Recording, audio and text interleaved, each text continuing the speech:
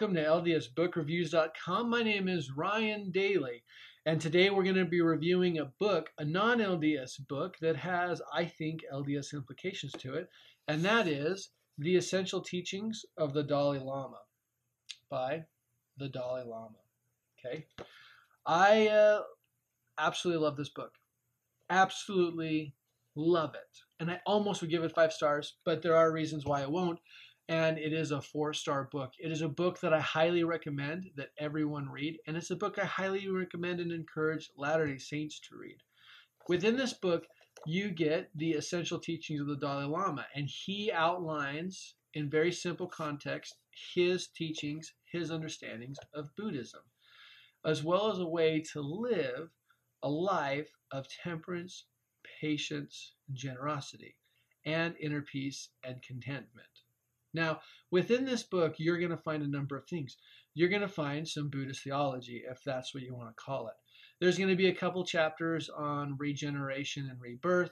Makes very little sense in a doctrinal concept, but most of the book is about practical application on the development of temperance, patience, generosity, contentment, virtue, knowledge, all of these elements that we hold dear in our LDS faith, right?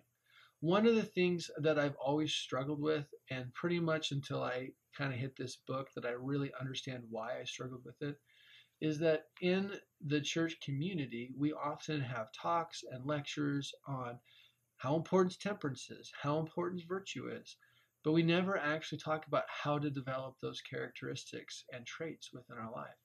We talk about the doctrine around them, but we rarely talk about how to find application and practice and form in our lives for these concepts. So when we have lessons on temperance, most of the time we're like, well, what are we talking about with temperance? What does it even mean? We talk about it, we talk about how important it is, and we quote D&C section 4, faith, virtue, knowledge, temperance, patience, brotherly kindness, godliness, charity, humility, diligence. See how important temperance is?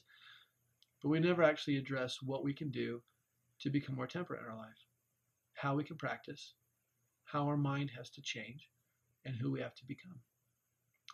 So, honestly, without him even knowing, the Dalai Lama, the current Dalai Lama in this book, takes those virtues, the faith, virtue, knowledge, temperance, patience, brotherly kindness, godliness, charity, humility, diligence, and teaches us applicable ways to bring them into our lives, changing our lives in the model.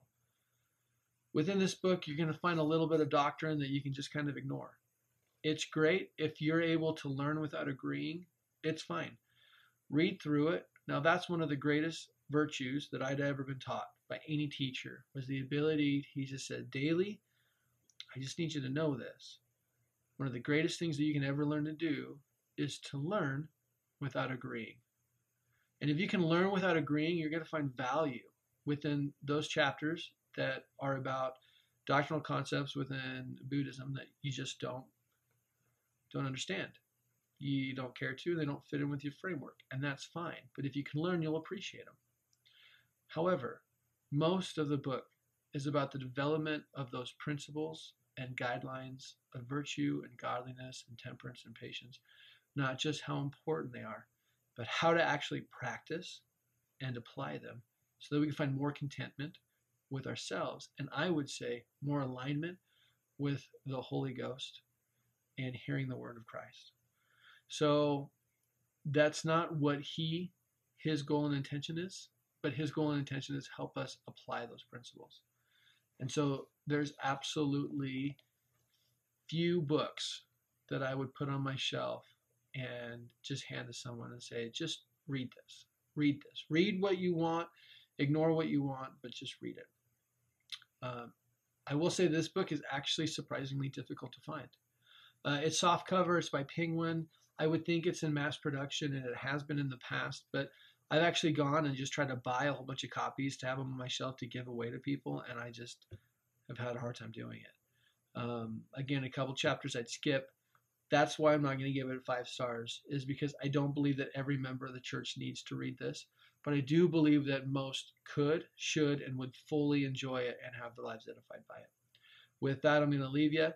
This is ldsbookreviews.com. If you would like to see more reviews, feel free to follow this page or go to ldsbookreviews.com.